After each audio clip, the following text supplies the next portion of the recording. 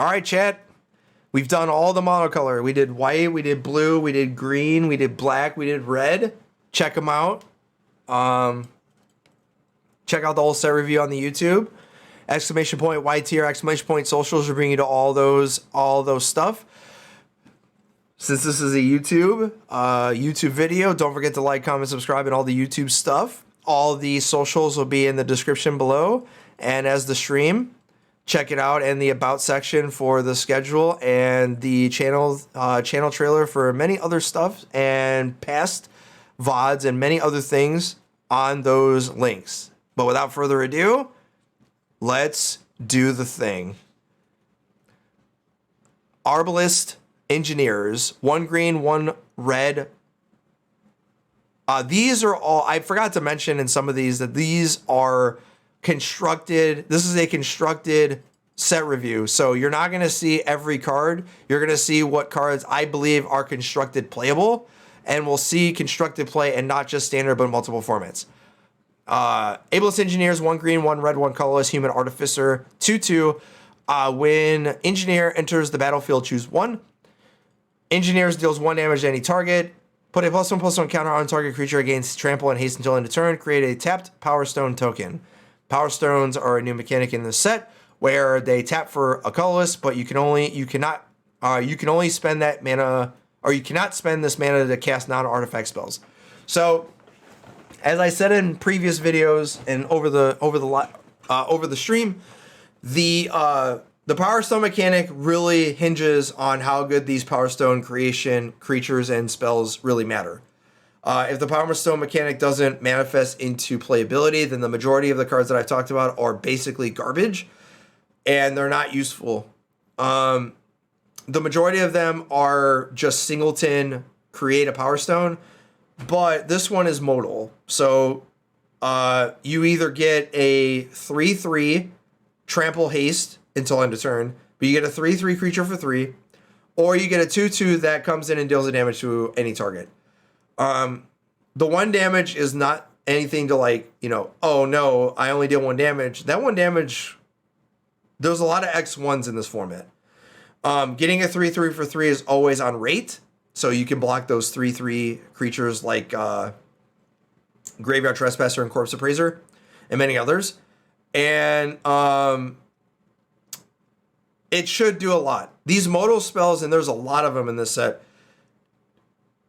give you some flexibility to be able to withstand multiple decks. And that's basically the theme of this whole set.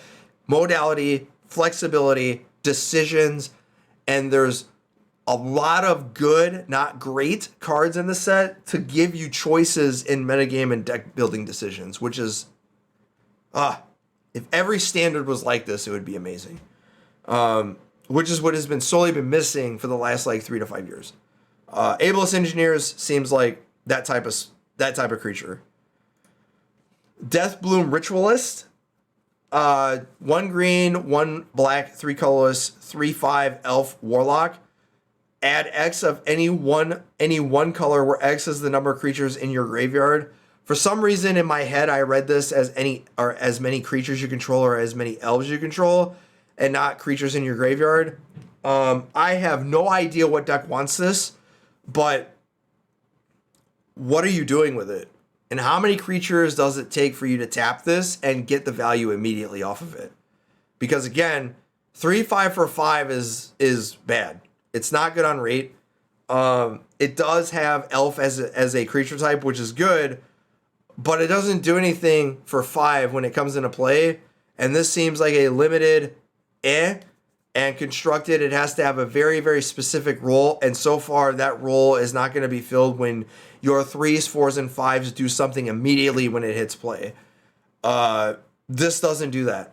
Shieldred doesn't either, but it is very oppressive because it gives reach and is bigger and costs less. So if your creatures aren't doing anything close to that, then they're not doing that.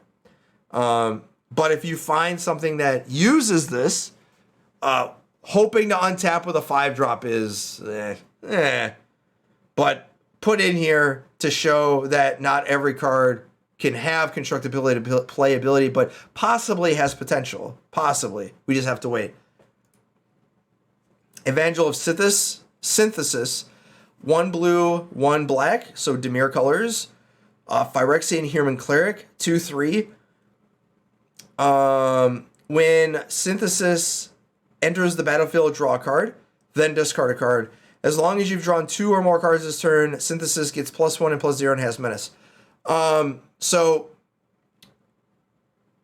Synthesis is in here because of the synergy it provides.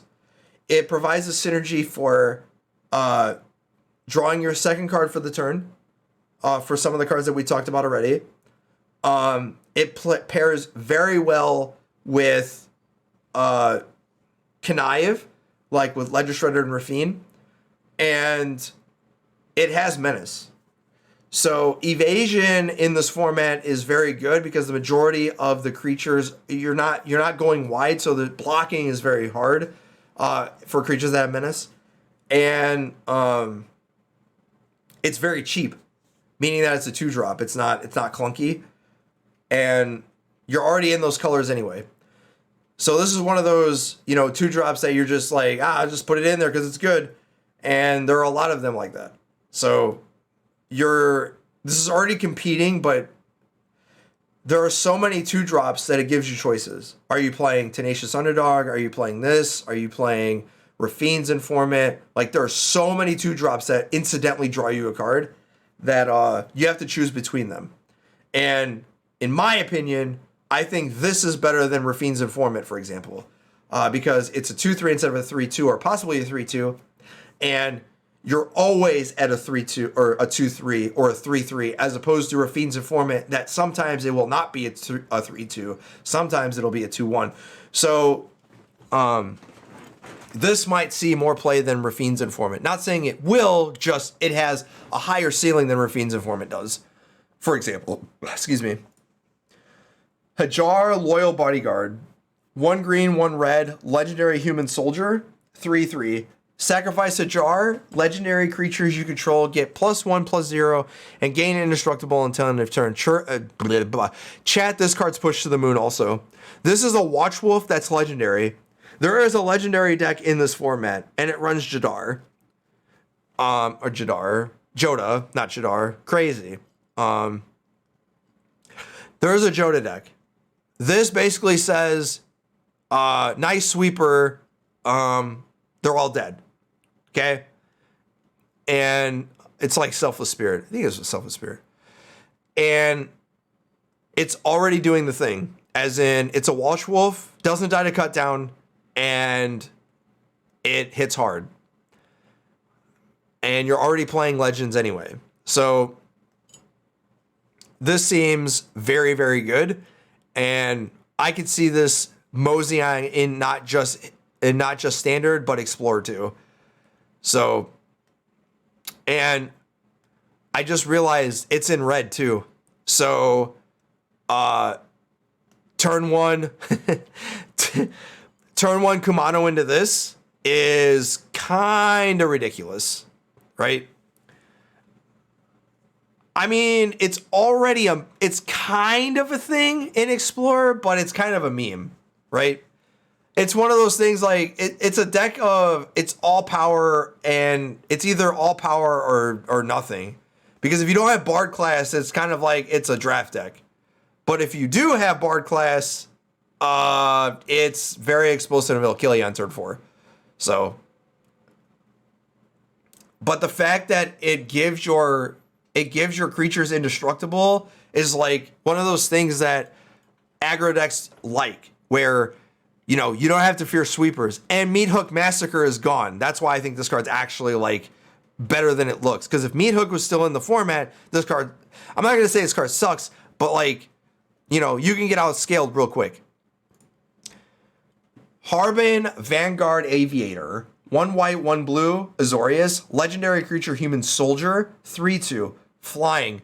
Whenever you attack with 5 or more soldiers, creatures you control get +1/+1 and gain flying until end of turn. You want to talk about what's going on, Spirit Chiller? You want to talk about a card that is pushed to the moon? This card is pushed to the moon. All right. It's white and blue. All right. It's a 2-drop. That's a 3/2. That on rate is already good. But wait, chat, there's more. It has flying. A 3/2 that flies, that's a 2-drop in blue. Insane. Oh, but wait, we're not done yet. All right? It's a soldier, right? Remember when I said the soldier deck already had good 1-drops? Now they have good 2-drops. Oh, by the way, it has this clause that if you attack with 5 or more soldiers, it counts itself. You basically kill your opponent because everything now flies. Chat, the soldier deck alone, this is the reason, right? It's already good on its own. It has evasion, right? This is one of those staples that you're playing 4 of, period, end of story, right? Yeah, this card's absurd. And I would not be surprised if this saw play in Explorer. Because you have a lot of legends that are also soldiers, and if you play enough of them, you can play Mox Amber. And not saying that's good, just there are already a lot of soldiers. Already. All right? Like, it's good. It's what's going on, Samwise? It's already good. Like, it's a 3/2 for 2 that flies. Like, even if it didn't have the clause of the 5 soldiers +1/+1 and flying, it's still playable. Like, so hear me. Just listen. In Explorer, you have raised the alarm too, right? In Standard, you have the creature that's raised the alarm, and all your 1-drops are soldiers, right? Your Lord is a soldier, right? And Myrel is the 4-drop that's also a soldier. And there's also a couple of 3-drop flyers that are also soldiers that produce soldiers. Like, soldiers is a deck, right? And they were missing 2-drops. Here it is. Like, hold on. Hold on.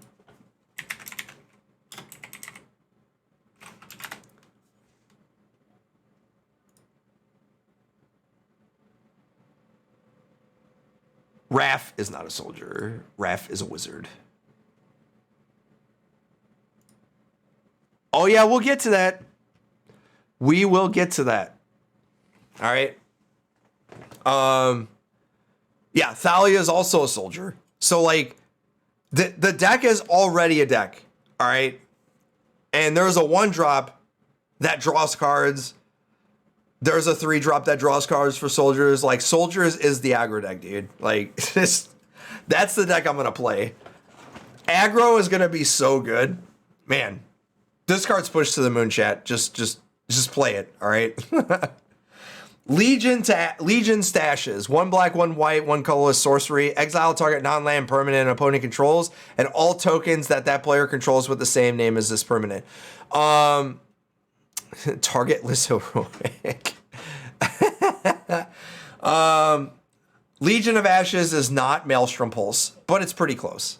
Being able to get rid of a non-land permanent for 3, vindicating. It's exile, so it's not destroy, so you can get rid of anything. But just tokens, not as the same name, is kind of annoying. So I don't know how good this is, but exiling is generally better than destroying. Not always, but generally. And 3 mana to exile something is not anything to just like leave alone. But what other tokens are you gonna get with this? You know what I mean? Like Power Stone tokens, I guess, but But it's a good 3 mana removal spell when you need it. It's probably one of those supplementary removal spells in your sideboard that you just need to get rid of something that's very pesky, that also maybe creates tokens, but it's fine. Playable. All right, chat. Mishra. Claimed by Gix. 2 colors, 1 black, 1 red. Phyrexian Human Artificer Legend 3/5. When you attack, each opponent loses X life and you gain X life, where X is the number of attacking creatures. If Mishra claimed by Gix and a creature named Phyrexian Dragon Engine are attacking, and you both own and control them, exile them, then meld them into Mishra, lost to Phyrexia. It enters the battlefield tapped and attacking.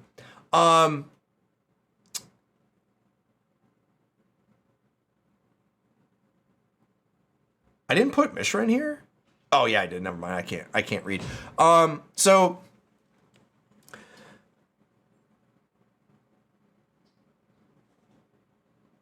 this is a 4-drop legend that literally does nothing the turn it enters the battlefield. It needs to do something. And while most 4-drops do, this one doesn't.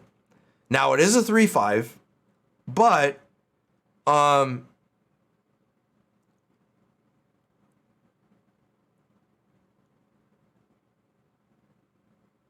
I'm sorry.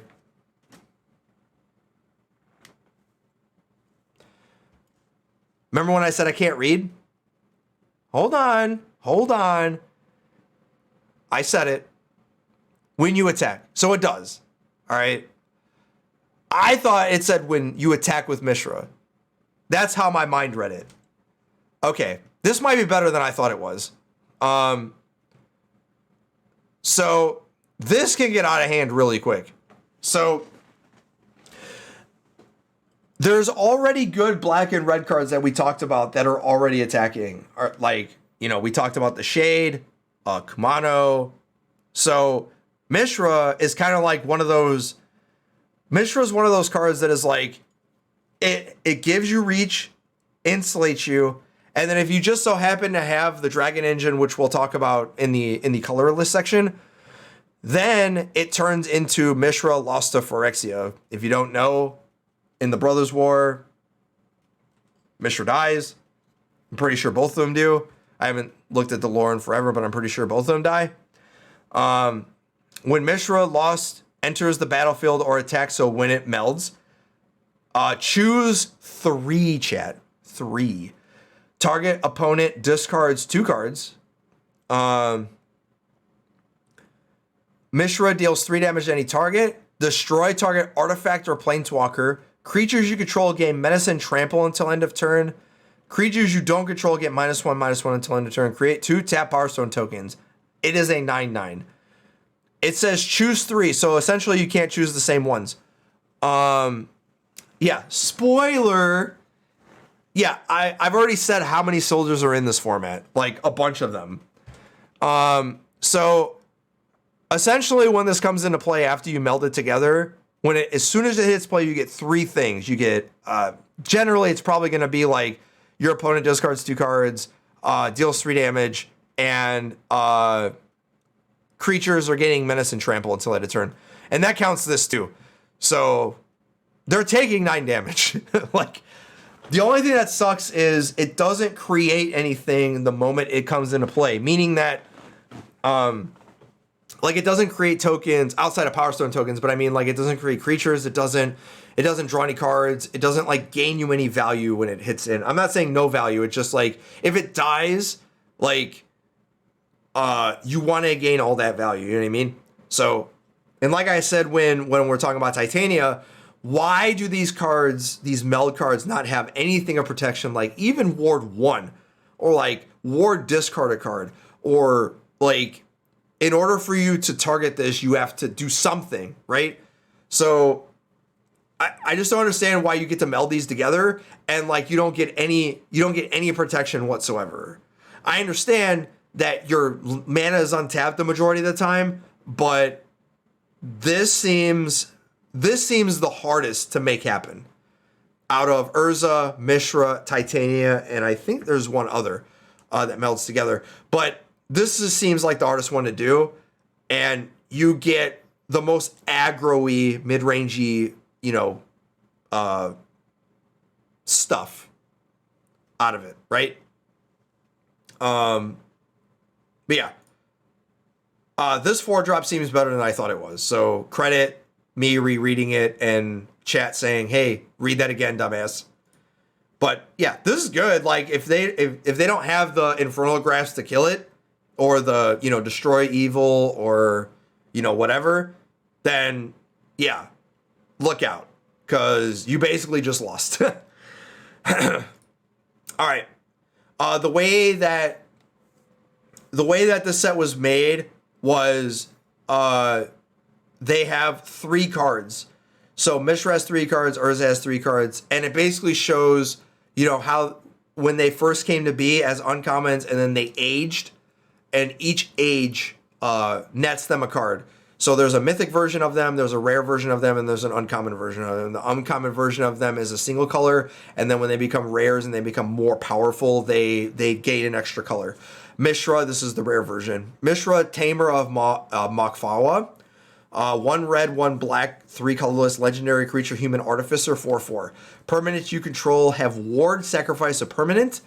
Each artifact card in your graveyard has unearth 1 red, 1 black, 1 colorless. Unearth has reminder text.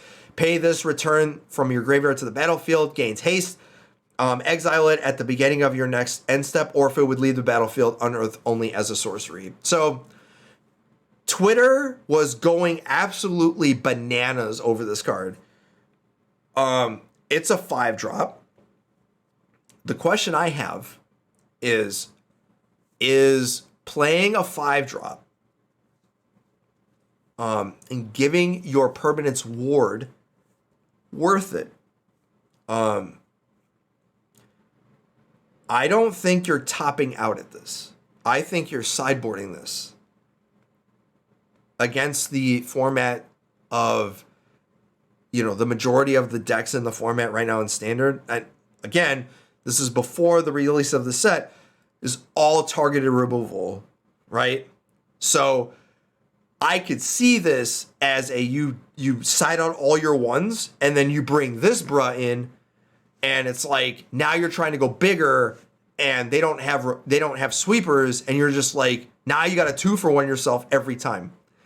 I'm not saying this card's bad. I'm just saying that against decks that don't have targeted removal, is this worth it? And at 5 mana, I'm not sure. That's not to say this card's bad. It's just, I don't think this card is as bananas as people think it is. But giving your stuff ward, everything, not just your creatures, but your lands too. What if you're against a sacrifice deck that wants stuff to get sacrificed? Like, I don't know.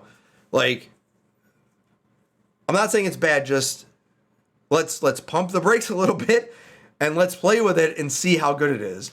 When you're playing against other red-black decks or Grixis or black decks in general, they're more targeted removal, and this card seems absurd against them, but not against everything else. Like, for example, Invoke Despair laughs at this card, right? Sheoldred laughs at this card, and many others. I'm not saying that that's the case. And, Jund has some charms in it, laughs at this card, right? So it's not that every deck is going to be like, oh my god, they played a 5-drop that gives everything more. What am I going to do? Like, everybody has that stuff. That's not to say you won't play it, just it's not, I'm going to jam 4 in my deck and I'm just going to ruin the day. Like, no. All right? This card's good, though. I'm not taking anything away from it, just let's slow it down. It's good. It's not bananas yet. All right? And then I'm sure somebody will tell me, you said it wasn't bananas and it is. All right, whatever. That's fine.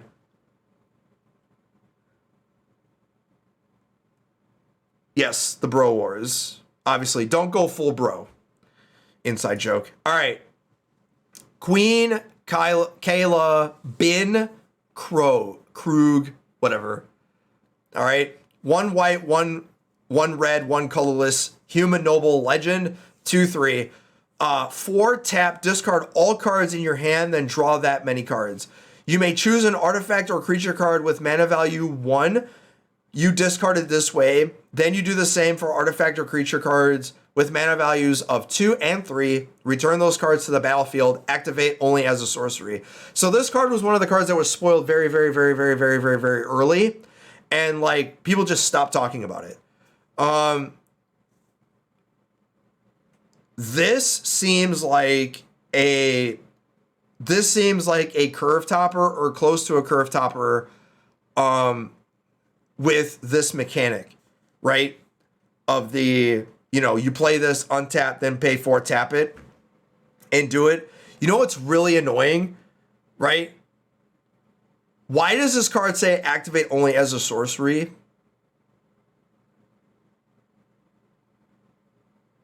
The fact that it says activate only as a sorcery makes me believe this card's absolutely terrible. Because you don't get the activated of the thing, I don't think, if you activate it. Because it's activated as a sorcery. So somebody gets to respond to this, I'm pretty sure. Right? Well, what I'm saying is that it's not activated. What I'm saying is that you have to pay 4 and tap it. The activation is a sorcery. So in order for you to get the activated ability, you have to let it resolve first, because that's how it's worded. I'm pretty sure that's how this works. I might be wrong though. If it doesn't work that way and you still get the value, you still get what the card does after they kill it, after you've activated it, then it doesn't matter. But if it does work that way because it says activate as a sorcery, like why didn't this say activate only during your turn? I don't know. I think you should be able to activate this as an instant during your turn, not activate it as a sorcery. But hey, whatever. All right. Is this card good? I don't know. I think you're curve topping into this, or you're having a couple other 3s. What I will say though is if this card is any good, you're doing this with like a bunch of 3s and 2s. Like fuck your 1s. Who cares? You're doing this with like Graveyard Trespasser and a bunch of 3s. So, but if you're able to get the value, oh my goodness gracious, is this card good? But I think this is Magical Christmas Land with this card. Because it's a 2/3, not a 3/3, unfortunately. I hope I'm wrong about this card though, because I'm right now I'm thinking this card's not good, and it's only in standard too, by the way. I don't think this card sees any play in anything else. Saheeli Filigree Master, 1 red, 1 blue, 2 colorless Saheeli, starting loyalty 3+1, scry 1. You may tap an untapped artifact you control. If you do, draw a card. -2, create 2 1/1 colorless Thopter artifact creature tokens with flying. They gain haste until end of turn. -4, you get an emblem with artifact creatures you control get +1/+1, and artifact spells you cast cost 1 less to cast. So, when this was first spoiled, social media, Discords were going absolutely crazy over this card also. Was saying this card's so good, oh my god, it's great. I don't see it. All right? That's not to say this card's bad. What I'm saying is that I appreciate the design of this card because the +1 is you're not always going to draw a card. All right? You're just not. Okay? So, because you might not have a creature that's an artifact, you just might not have an artifact. All right? Now, what this card says is you need to build around me. Your lands need to be artifacts. You need to have power stones. You need to have everything. Right? The -2 protects her, obviously. And it ults very quick. It ults very fast. Like as in, you +1, it's a 4, and then you use ultimate, right? But what deck wants that? Like, how many 1/1s are you going to get? Because it says artifact creatures, not colorless, right? So, like, Stormbreath with the Prime, appreciate it. The only thing better than a sub is a resub, appreciate that. You awesome. I forgot to turn off my notifications for the video, but I don't care what is going on. VIP in the house. We'll even get it for you. Hey, VIP in the house. All right, hype in the chat for Storm Breath.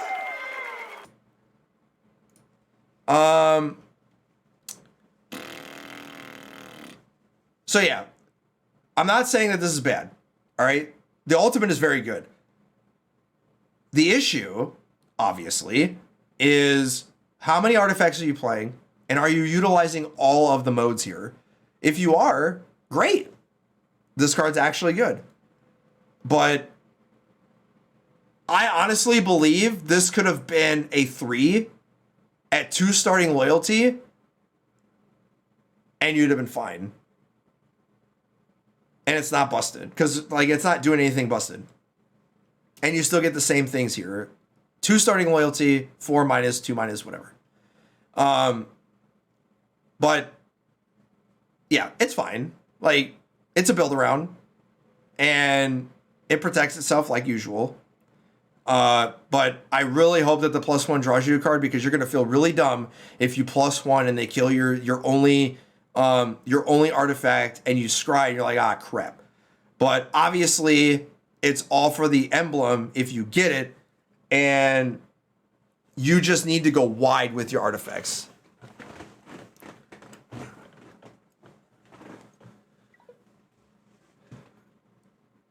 That's the thing, though, is the plus and minus worth it? And I'm not sure that it is, because this card is a package deal. You want to be using all of them, right? You want to be using the +1, you want to be using the -2, you want to be using the ultimate also. And I think this card is very good if you're using all of them. If you're just using the plus and the -2, the +1 and the -2, I think you're missing out on why they gave you this -4 altogether. Like, obviously it doesn't net you the game, like it's not a game ender, but it's pretty damn close, right?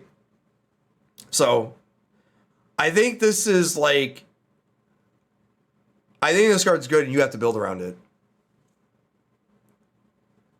Does anybody really alt Kaido? I've seen it, but I mean, it's board dependent, and that's what I'm talking about. Like, it's board dependent, it's board state, it's how your deck operates, it's what your deck is doing. And like, do you like, Kaido's ult is one of those things that are just like, oh, I just happen to alt this and get all these cool things. Like, you're not caring about that. It just, like, it's a whole different card, right? Because Kaido's ult's like 5 turns, right? This one is automatically like right there the turn you play it, or the turn you untap with it, right? So I'm not saying that it's bad. I'm just saying that this seems to me that you want to use all the modes as opposed to just the plus and the minus, like Kaido, as opposed to, you know, you're playing a 3 or 4 mana 3 or 4 mana planeswalker that has 4 modes and all of them are good, but there's no like ultimate game ender. This seems like one of those planeswalkers that is a build around that you want to use all of them. That's all I'm saying. Probably only in standard too. I don't think this is anything good in older formats. Serenith, Great Worm, 1 green, 1 red, 4 colorless worm, 7/6 trample. When a land enters the battlefield, create a tap Power Stone token. I only put this in here because this seems like a commander card and it looks cool.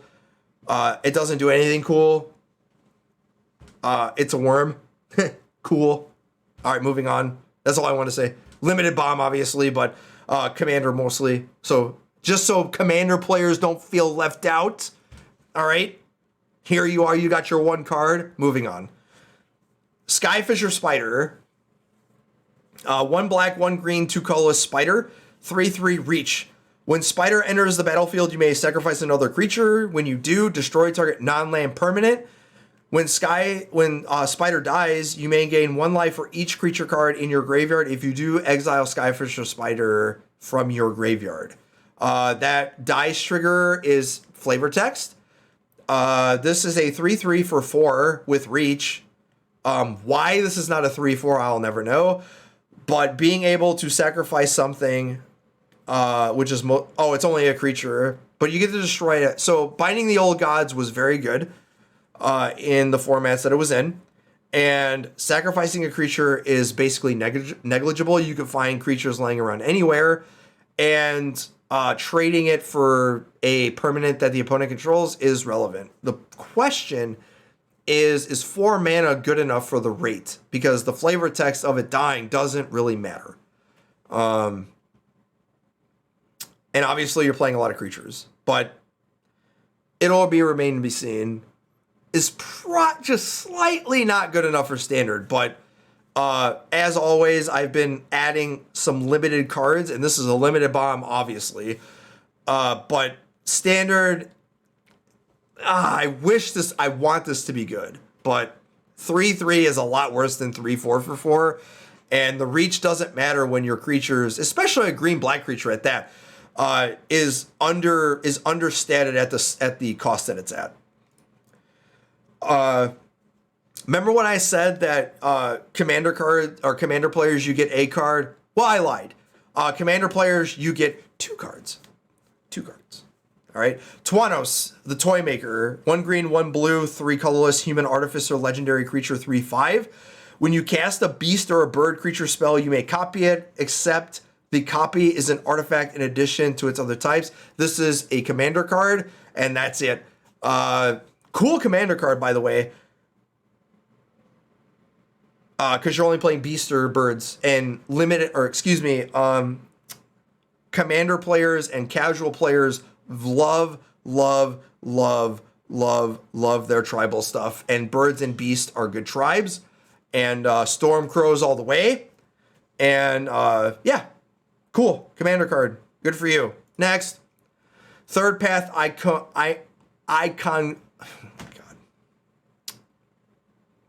Ipso facto rewind. All right. Yeah, class iPath third. Okay. Third path iconoclast. There. Got it. Human monk, 1 red, 1 blue, 2/1. When you cast a non-creature spell, create a 1/1 colorless soldier artifact creature token. This is the I am better than Young Pyromancer. Harder to cast, but better than Young Pyromancer. Is it strictly better? We're going to find out. Because non-creature spell is anything. Planeswalker, artifact, it's not just instant and sorceries. And this seems very good. I wish this was a damn wizard, but for some reason, they don't want to print wizards that have this ability. This one's a monk. Young Pyromancer's a shaman that created elementals. This creates artifact soldiers. Is this warranted to go into Jeskai for soldiers? It will remain to be seen. However, if you do, you'll be in Jeskai and you'll be playing more spells than you'll be playing soldiers. That means that you're playing this, and maybe, just maybe, you're playing Wrath 2. Which is a more spelly-based tempo strategy with this. I don't think you're playing this as an aggro spell. You're playing this more of like a mid-range strat. But this card's very good. Like, yeah, this is going to see play. And not just standard, too, by the way. This might actually see play in older formats like Explorer. Tokasia, Dig Site Mentor. 1 colorless, 1 green, 1 blue, 1 white, so Bant, for a legendary human artificer 4/3. Creatures you control have vigilance and have tap Surveil 1. Surveil is look at the top card of, or any number of top card creatures of the number. So Surveil 1 is look at the top card of your library. If it was 2, you would look at the top 2. You may put that card into your graveyard. 2 blue, 2 white, 2 green, 2 colorless. Exile Tokasia. Dig Site Mentor from your graveyard. Return any number of target artifact cards with total mana value 10 or less from your graveyard to the battlefield. Activate only as a sorcery. Chat, what the hell do you do with this? Like, the initial play is you have creatures, right? And then it costs 8, and you're putting artifact cards back into play? Like, what are we doing with this? I don't know. I don't know what we're doing with this. Like, you want creatures, but you want artifacts. So what you want are artifact creatures, most likely, obviously, putting a bunch of artifacts into the graveyard. But like 10 is, for the artifact cards that we're going to talk about, 10 is not a lot. What? I swept and stuff. Oh, good. Not you. Working on laundry. I would say you don't have to do that. I'm working a little bit and sitting and working and sitting. Okay. So I don't know what we're doing with this. Like, you're using one or the other, it seems. I just don't know what. Like, eight mana to just, all right. Somebody smarter than me will figure this out. All right. Urza, Lord Protector. One red, one white, one blue, one colorless. Legendary creature, human artificer, 2/4. Artifacts, instants, and sorcery spells you cast cost 1 less to cast. 7. If you both own and control Urza, Lord Protector, and an artifact named the Mightstone and Weakstone, exile them and meld them into Urza Planeswalker, activate only as a sorcery. This card alone is probably not good enough by itself. However, the Mightstone and Weakstone is good enough with this.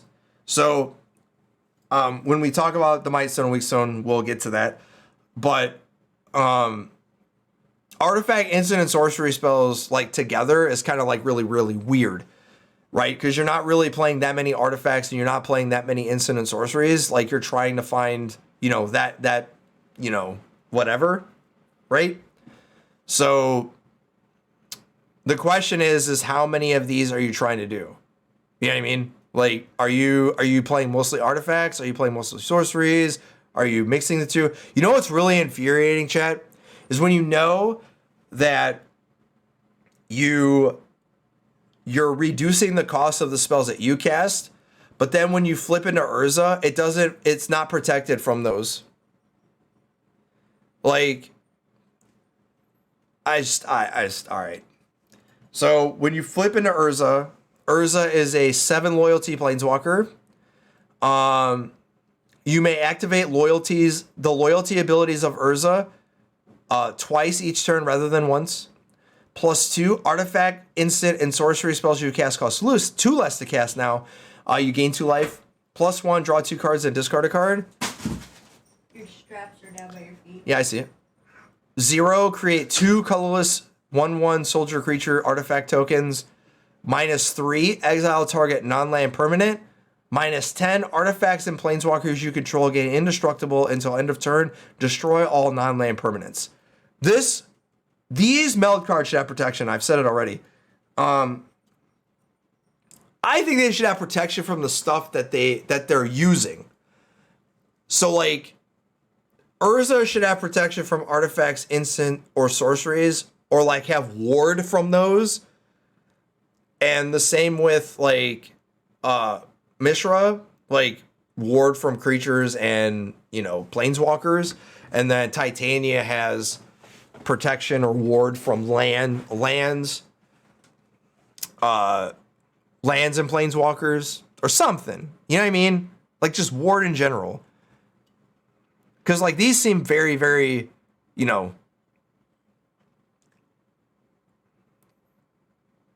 I don't know. It just seems weak. Like they Fateful Absence, or they have a 3 mana or something that gets rid of your Urza, and you only activated it once, and you got 2 soldiers, or you drew 2 cards, and you have to discard. Like, you didn't gain any value, right?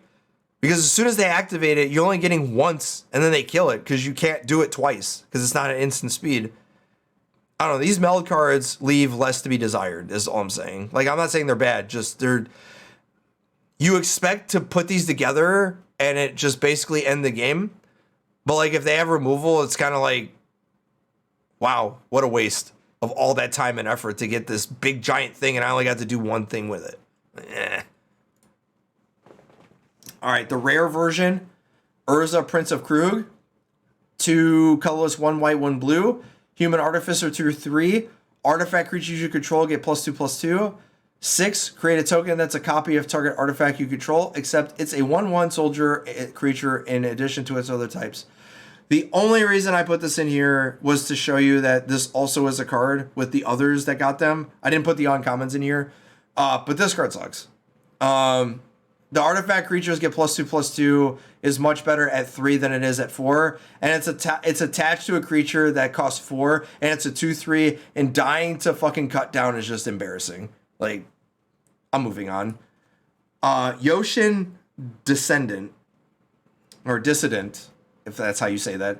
1 white, 1 colorless. 1 green, 1 white, 1/1 human artificer. When an artifact enters the battlefield under your control, not cast, put a +1/+1 counter on a target creature you control. So either this or another creature. It's not capped. So there is a green-white or mostly green artifact art aggro deck that I want to play, and this is in it. This and the worm.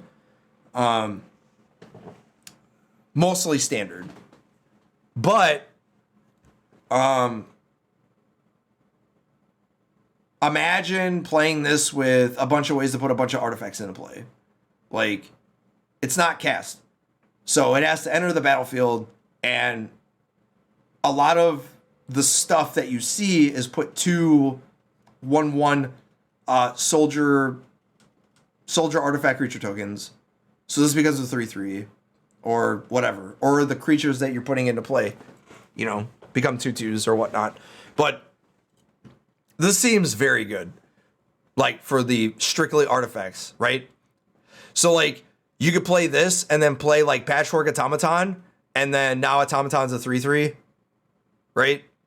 Or you have this with a bunch of artifact creatures that when they enter the battlefield, you just make them bigger, and this stays as a 1/1. So essentially, you have an artifact version of a Luminarch Aspirant.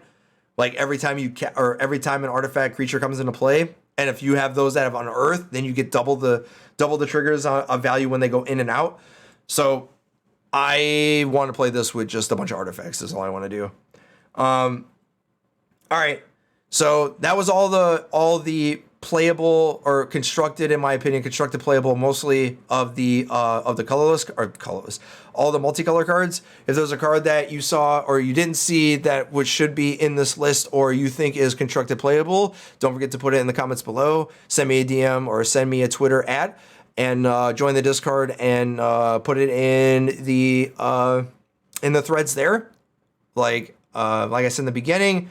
Don't forget to like, comment, subscribe, YouTube video with all the socials and all the stuff in the links in the comments below. All right. We're going to colorless and the lands in the same slot. And yeah, so Twitchers, this is the final part. YouTubers, you're going to have to wait and wait for the video to sub. But all this will be out by the 10th or the 11th for the early access for Arena. So, all right. See you then.